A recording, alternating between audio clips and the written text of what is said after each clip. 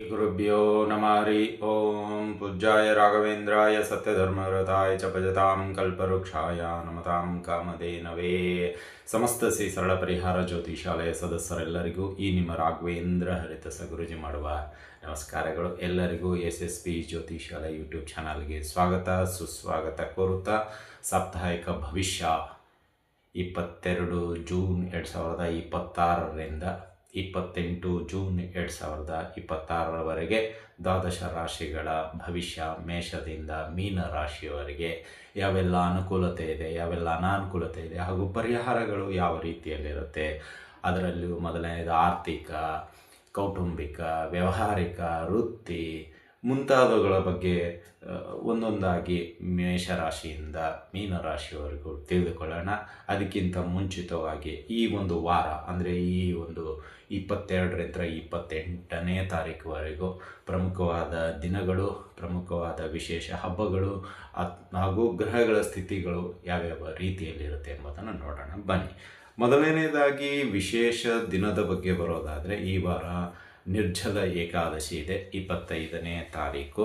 ಈ 25ನೇ ತಾರೀಕು ನಿರ್ಜಲ ಏಕಾದಶಿ ಒಳ್ಳೆಯ ನಮ್ಮ ಏನಂತೀರ ಬಯಕೆಗಳು ಈಡೇರಿಸುವಂತಹ ಅಥವಾ ನಮ್ಮ ಕೋರಿಕೆಗಳು ಈಡೇರಿಸುವಂತಹ ಹಾಗೂ ನಮ್ಮ ಒಂದು ಪಾಪಗಳನ್ನು ಕಳೆದುಕೊಳ್ಳುವಂತಹ ಒಂದು ರಥ ಅಂತ ಇದ್ದರೆ ಅದು ನಿರ್ಜಲ ಏಕಾದಶಿ. ಸೊ ಆ ದಿನ ಏಕಾದಶಿಯ ಮಹತ್ವವನ್ನು ಮುಂದಿನ ದಿನಗಳಲ್ಲಿ ನೋಡೋಣ. ಈಗ ಗ್ರಹ ಸ್ಥಿತಿಗಳಂತ ನೋಡೋದಾದರೆ, ಅಂದರೆ ಈ ಒಂದು ವಾರದಲ್ಲಿ ಯಾವೆಲ್ಲ ಗ್ರಹಗಳು ಎಲ್ಲಿದ್ದಾವೆ ಅಂತ ನೋಡೋದಾದರೆ, ಶನಿ ನಿಮಗೆ ಮೀನರಾಶಿಯಲ್ಲಿದ್ದಾರೆ, ರಾಹು ಕುಂಭರಾಶಿಯಲ್ಲಿದ್ದಾರೆ, ಕೇತು ಸಿಂಹ ರಾಶಿಯಲ್ಲಿ ಇದ್ದಾರೆ, ಇನ್ನು ಗುರು ಕರ್ಕಾಟಕ ರಾಶಿಯಲ್ಲಿದ್ದಾರೆ. ಅದೇ ರೀತಿಯಾಗಿ ಕುಜ ನಿಮಗೆ ಪ್ರಸ್ತುತ 22ನೇ ತಾರೀಕು ನಿಮಗೆ ವೃಷಭ ರಾಶಿಯಲ್ಲಿ ಬರುವಂಥವರಾಗ್ತಾರೆ. ಇನ್ನು ಬುಧ ರವಿ ಮಿಥುನ ರಾಶಿಯಲ್ಲಿದ್ದಾರೆ. ಅದೇ ರೀತಿಯಾಗಿ ಗುರು ಶುಕ್ರ ಕರ್ಕಾಟಕ ರಾಶಿಯಲ್ಲಿ ಇದ್ದಾರೆ, ಚಂದ್ರ ನಿಮಗೆ ಕನ್ಯಾ ರಾಶಿಯಲ್ಲಿದ್ದಾರೆ 22ನೇ ತಾರೀಕು. ಇನ್ನು 23ನೇ ತಾರೀಕು ಬದಲಾವಣೆ ಅಂತ ಹೇಳಿದರೆ ಒಂದೇ ಒಂದು ಗ್ರಹ, ಅದು ಬುಧ ಗ್ರಹ ನಿಮಗೆ ಅದು 23ನೇ ತಾರೀಕು ಗೋಚರಿಸುವಂಥದ್ದಾಗುತ್ತೆ.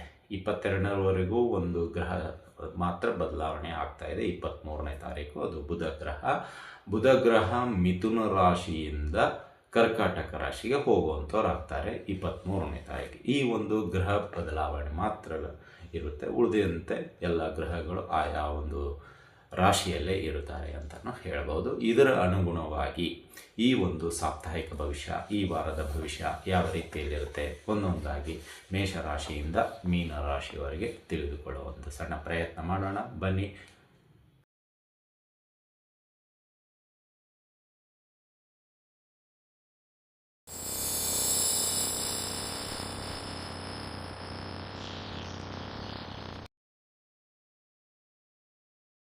ದ್ವಾದಶ ರಾಶಿಗಳಲ್ಲಿ 10ನೇ ರಾಶಿಯಾಗಿರತಕ್ಕಂತಹ ಮಕರ ರಾಶಿಯವರಿಗೆ ಈ ವಾರದ ಸಾಪ್ತಾಹಿಕ ಭವಿಷ್ಯದಲ್ಲಿ ಅನುಕೂಲತೆ ಏನು, ಅನಾನುಕೂಲತೆ ಏನು ಹಾಗೂ ಪರಿಹಾರಗಳು ಯಾವ ರೀತಿಯಲ್ಲಿರುತ್ತೆ ಎಂಬುದನ್ನು ತಿಳ್ಕೊಳ್ಳೋಣ ಬನ್ನಿ.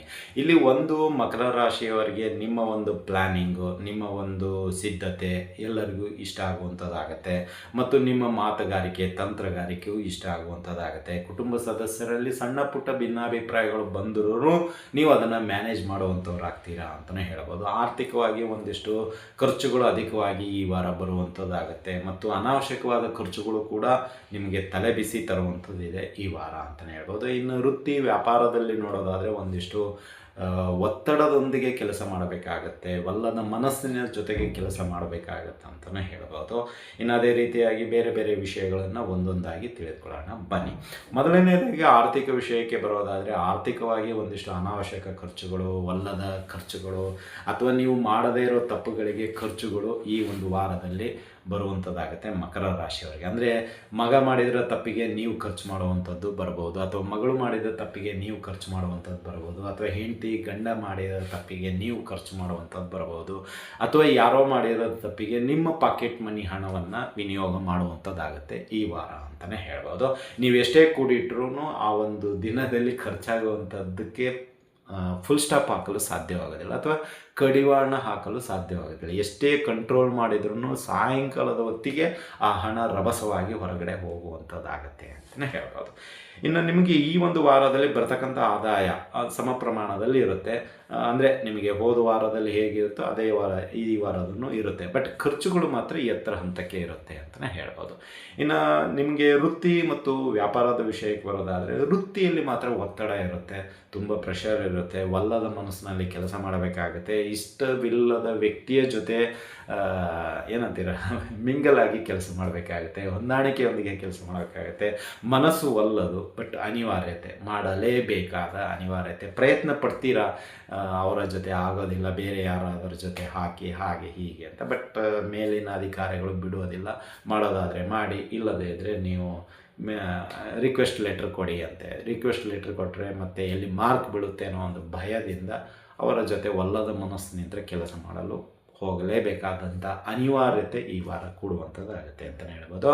ಇನ್ನು ವ್ಯಾಪಾರದ ಒಂದು ದೃಷ್ಟಿಗೆ ಬರೋದಾದರೆ, ಆದಾಯಕ್ಕಿಂತ ಖರ್ಚುಗಳೇ ಇರುತ್ತೆ. ಬೇರೆ ಬೇರೆ ಕ್ರೆಡಿಟನ್ನು ನೀವು ತಂದಿರೋದನ್ನು ಕೊಡೋದನ್ನು ನೀವು ಹೇಗೆ ಬ್ಯಾಲೆನ್ಸ್ ಮಾಡಬೇಕು ಅನ್ನೋ ಒಂದು ತಲೆಯಲ್ಲಿ ತುಂಬ ತುಂಬಿಕೊಳ್ಳುವಂಥದ್ದಾಗಿರುತ್ತೆ ಈ ವಾರ ಅಂತಲೇ ಹೇಳ್ಬೋದು. ತುಂಬ ಬ್ಯಾಲೆನ್ಸ್ ಮಾಡಲು ಇಷ್ಟಪಡ್ತೀರಾ, ಬಟ್ ಒಂದಿಷ್ಟು ಸಾಲವನ್ನು ವ್ಯಾಪಾರಕ್ಕಾಗಿ ಮಾಡುವಂಥದ್ದಾಗತ್ತೆ ಈ ವಾರ ಅಂತಲೇ ಹೇಳ್ಬೋದು.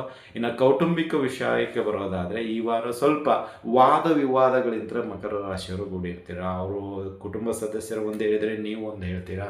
ಇದರಿಂದ ಏನೋ ಭಿನ್ನಾಭಿಪ್ರಾಯ ಬಂದು ಒಂದು ಸ್ವಲ್ಪ ಸಣ್ಣವಾದ ದೊಡ್ಡವಾದದ ಮಟ್ಟಿಗೂ ಬೆಳೆಯುವಂಥದ್ದಾಗಿರುತ್ತೆ. ಭಿನ್ನಾಭಿಪ್ರಾಯಗಳು ಎತ್ತರ ಹಂತಕ್ಕೂ ಬೆಳೆಯುವಂಥ ಅವಕಾಶಗಳು ನಿಚ್ಚಳವಾಗಿದೆ. ಆದ್ದರಿಂದ ನಾವು ಹೇಳೋದಿಷ್ಟೇ, ಅನುಕೂಲವಾಗಿದ್ದರೆ ಖಂಡಿತವಾಗಿ ಆಕ್ಸೆಪ್ಟ್ ಮಾಡಿ, ಅನಾನುಕೂಲವಾಗಿದ್ದರೆ ತಲೆ ತಗ್ಗಿಸಿ. ಸುಮ್ಮನೆ ಉದಂಡವಾದ ಮಾಡೋದರಿಂದ ನಿಮ್ಮ ಮನಸ್ಸಿಗೂ ಬೇಜಾರು, ಅವ್ರ ಮನಸ್ಸಿಗೂ ಬೇಜಾರು. ಸ್ವಲ್ಪ ತಾಳ್ಮೆಯಿಂದ ವಿಚಾರ ಮಾಡಿ ವರ್ತಿಸಿದರೆ ತುಂಬ ಉತ್ತಮ ಈ ವಾರ ಅಂತಲೇ ಹೇಳ್ಬೋದು. ಇನ್ನು ಸ್ನೇಹಿತರಂದ್ರೂ ಕೂಡ ಇದೇ ರೀತಿಯ ಒಂದು ವಾತಾವರಣ ಇರುತ್ತೆ ಅಂತಲೇ ಹೇಳ್ಬೋದು. ಇನ್ನು ಅದೇ ರೀತಿಯಾಗಿ ಆರೋಗ್ಯದ ವಿಷಯಕ್ಕೆ ಬರೋದಾದರೆ, ಮಕರ ರಾಶಿಯವರಿಗೆ ಈ ವಾರ ಸ್ವಲ್ಪ ಆರೋಗ್ಯದಲ್ಲಿ ಗಣನೀಯವಾದ ಸುಧಾರಣೆ ಇದೆ. ಆದರೆ ಶುಕ್ರವಾರ ಮಾತ್ರ ನಿಮಗೆ ಸ್ವಲ್ಪ ಈ ಶೀತ, ತಲೆನೋವು ಮತ್ತು ಒಂದಿಷ್ಟು ಮೈಕೈಯೆಲ್ಲ ನೋವು ಅನ್ನೋ ರೀತಿಯಲ್ಲಿ ಇರುವಂಥದ್ದಾಗಿರುತ್ತೆ ಈ ಒಂದು ವಾರ, ಶುಕ್ರವಾರ ಅಂತಲೇ ಹೇಳ್ಬೋದು. ಆ ಒಂದು ಸಮಯದಲ್ಲಿ ಸಾಧ್ಯವಾದಷ್ಟು ಮನೆಯಲ್ಲಿರೋದು ತುಂಬ ಉತ್ತಮ. ದೀರ್ಘಕಾಲದ ಪ್ರಯಾಣ ಅಥವಾ ದೂರದ ಪ್ರಯಾಣ ಏನಾದರೂ ಇದ್ದರೆ ಅದನ್ನು ಪೋಸ್ಟ್ಪೋನ್ ಮಾಡೋದು ತುಂಬ ಉತ್ತಮ ಅಂತಲೇ ಹೇಳಬಹುದು. ಇನ್ನು ಶೈಕ್ಷಣಿಕವಾಗಿ ವಿದ್ಯಾರ್ಥಿಗಳ ಭವಿಷ್ಯಕ್ಕೆ ಅನುಗುಣವಾಗಿ ನೋಡೋದಾದರೆ, ಈ ವಾರ ಸಾಧ್ಯವಾದಷ್ಟು ತುಂಬ ಓದಲು ಇಷ್ಟಪಡ್ತೀರಾ, ಓದುವ ಒಂದು ವಾತಾವರಣಕ್ಕೆ ಹೊಂದಿಕೊಳ್ಳಲು ಇಷ್ಟಪಡ್ತೀರಾ ಮತ್ತು ಒಳ್ಳೆಯ ವ್ಯಕ್ತಿಯ ಜೊತೆ ಸಹವಾಸವನ್ನು ಮಾಡಿ ಅಥವಾ ಒಳ್ಳೆಯ ವಿದ್ಯಾರ್ಥಿಗಳ ಜೊತೆ ಸಹವಾಸ ಮಾಡಿ ಅವರಂತೆ ಇರುವಂತೆ ಪ್ರಯತ್ನ ಮಾಡುವಂಥದ್ದಾಗುತ್ತೆ ಈ ವಾರ. ಓದಿನಲ್ಲಿ ಒಳ್ಳೆಯ ಅಭಿರುಚಿಯನ್ನು ಬೆಳೆಸಿಕೊಳ್ತೀರಾ ಈ ವಾರ, ಅದು ತುಂಬ ಸಂತೋಷದ ವಿಷಯ ಅಂತಲೇ ಹೇಳ್ಬೋದು. ಓವರಾಲ್ ಆಗಿ ನೋಡೋದಾದರೆ ಮಕರ ರಾಶಿಯವರಿಗೆ ಈ ವಾರ ಸ್ವಲ್ಪ ಉತ್ತಮ ರೀತಿಯಲ್ಲಿ ಇದೆ. ಸೊ ಇನ್ನೂ ಹೆಚ್ಚಿನ ಒಂದು ಇದಕ್ಕೆ ಪರಿಹಾರ ಅಂತ ನೋಡೋದಾದರೆ, ಈ ವಾರ ಸಾಧ್ಯವಾದಷ್ಟು ಆಂಜನೇಯ ದೇವರ ದರ್ಶನ ಮಾಡಿಕೊಳ್ಳಿ. ಆಂಜನೇಯನಿಗೆ ಮಧುಭಿಷೇಕ ಸೇವೆಯನ್ನು ಮಾಡಿಸಿ. ಸಾಧ್ಯವಾದಷ್ಟು 3 ದಿನ 5 ದಿನ ಅಥವಾ ಇಡೀ ವಾರ 7 ದಿನವನ್ನು ಮಾಡಿಸಿದರೆ ತುಂಬ ಉತ್ತಮ. ಇದರಿಂದ ನಿಮಗೆ ಇರತಕ್ಕಂಥ ಕೆಲವು ಅನಾರೋಗ್ಯದ ಸಮಸ್ಯೆಗಳಾಗಿರ್ಬೋದು, ಆರ್ಥಿಕ ಸಮಸ್ಯೆ ಆಗಿರ್ಬೋದು, ಕೌಟುಂಬಿಕ ಸಮಸ್ಯೆ ಆಗಿರ್ಬೋದು, ಸಮಸ್ಯೆ ತನ್ನಂತಾನೇ ನಿಧಾನವಾಗಿ ಕಡಿಮೆ ಆಗುತ್ತಾ ಬರುತ್ತೆ ಅಂತಲೇ ಹೇಳ್ಬೋದು. ಇನ್ನು ಬ್ರಾಹ್ಮಣರಿಗೆ ದಾನವಾಗಿ ನೀಡುವಂಥ ವಿಷಯಕ್ಕೆ ಬರೋದಾದರೆ, ಈ ಒಂದು ವಾರದಲ್ಲಿ ಸಾಧ್ಯವಾದಷ್ಟು ನೂತನ ವಸ್ತ್ರವನ್ನು ಬ್ರಾಹ್ಮಣರಿಗೆ ದಾನವಾಗಿ ನೀಡಿ. ಇದರಿಂದ ನಿಮಗೆ ಇರ್ತಕ್ಕಂತಹ ಕೆಲವು ಸಮಸ್ಯೆಗಳು ದೂರವಾಗುತ್ತೆ ಅಂತಲೇ ಹೇಳ್ಬೋದು. ಇದಾಗಿತ್ತು ಮಕರ ರಾಶಿಯವರ ಈ ವಾರದ ಭವಿಷ್ಯ. ಈ ಭವಿಷ್ಯ ನಿಮಗೆ ಇಷ್ಟ ಆಗಿದ್ದರೆ ಲೈಕ್ ಮಾಡಿ, ಜಾಸ್ತಿ ಇಷ್ಟ ಆಗಿದ್ದರೆ ಶೇರ್ ಮಾಡಿ, ಹಾಗೂ ನಮ್ಮ SSP ಜ್ಯೋತಿಷ್ಯಾಲಯ ಯೂಟ್ಯೂಬ್ ಚಾನಲನ್ನು ಸಬ್ಸ್ಕ್ರೈಬ್ ಮಾಡೋದನ್ನು ಮಾತ್ರ ಮರಿಬೇಡಿ ಅಂತ ಹೇಳ್ತಾ ಇಲ್ಲಿಗೆ ವಿಷಯ ಮುಗಿಸ್ತಾ ಇದ್ದೀವಿ. ಮತ್ತು ಮುಂದಿನ ರಾಶಿಯೊಂದಿಗೆ ಭೇಟಿಯಾಗೋಣ. ಅಲ್ಲಿವರೆಗೆ ಶುಭಮಸ್ತು, ಶುಭಂ ಭೂಯಾತ್, ಸರ್ವೇ ಜನಃ ಸುಖಿನೋ ಭವಂತು.